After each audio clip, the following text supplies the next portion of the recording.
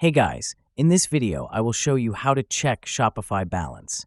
Alright, so let's begin with the video. First, you're going to want to head over to the Shopify platform. Once there, the next step involves logging into your Shopify admin panel. This is your central hub, the control center, where you can manage everything from orders and products to finances and reports. Once you've successfully logged in, direct your attention to the left-hand sidebar. This is where you'll find various management modules. You're going to look for the section labeled Finances. This tab is specifically designed to give you an overview of your store's financial activities.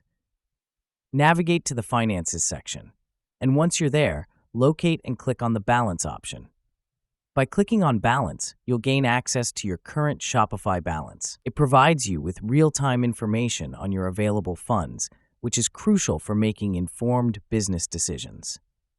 In this section, you can also view essential details about your account. This includes any pending payouts and transaction history. And that's it. So, that is how you can check Shopify Balance. So that's all for this video. Thanks.